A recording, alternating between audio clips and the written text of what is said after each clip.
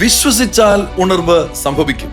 അതാണ് 1906 അസൂസ സ്ട്രീറ്റിൽ സംഭവിച്ചത്. വില്യം ജെ സെയ്മോർ എന്നൊരു കണ്ണ് മാത്രം കാഴ്ചയുള്ള ഒരു കറുത്തവർഗക്കാരൻ. അന്ന് കാലത്ത് അടിമകളായിരുന്നു കറുത്തവർഗക്കാർ. ആ അടിമത്വത്തിൽ നിന്നും സ്വാതന്ത്ര്യം ലഭിച്ചു. ബൈബിൾ കോളേജിൽ പോലും ഡിസ്ക്രിമിനേഷൻ അനുഭവിച്ച ഈ കറുത്തവർഗക്കാരൻ ഒറ്റ കാര്യം വിശ്വസിച്ചു: ആദിമ സഭയിൽ സംഭവിച്ചതുപോലെ വീണ്ടും പരിശുദ്ധാത്മാവിന്റെ ഒരു കവിഞ്ഞൊഴുക്ക് സംഭവിക്കും. പിന്നത്തതിൽ സംഭവിച്ചതറിയാം. അസൂസ സ്ട്രീറ്റിൽ ഒരു ചെറിയ മീറ്റിംഗിൽ താൻ ശുശ്രൂഷിച്ചുകൊണ്ടിരുന്നപ്പോൾ ആദ്യ നൂറ്റാണ്ടിലുള്ളതുപോലെ പെന്തക്കോസ്ത് ദിവസത്തിൽ സംഭവിച്ചതുപോലെ പരിശുദ്ധാത്മാവ് കവിഞ്ഞൊഴുകി അവിടെ കൂടിയിരുന്നവരുടെ മേൽ വന്നു. അവർ അന്യഭാഷകളിൽ സംസാരിച്ചു. നമ്മുടെ തലമുറയിൽ ലോകം കണ്ട ഏറ്റവും വലിയ ഉണർവായി അസൂസ റിവൈവൽ സംഭവിച്ചു.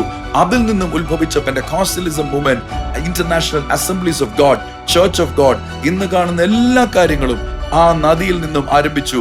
നമുക്ക് വിശ്വസിക്കാം, പ്രാർത്ഥിക്കാം, ഉണർവ് നമ്മുടെ തലമുറയിലും സംഭവിക്കട്ടെ. ആമേൻ.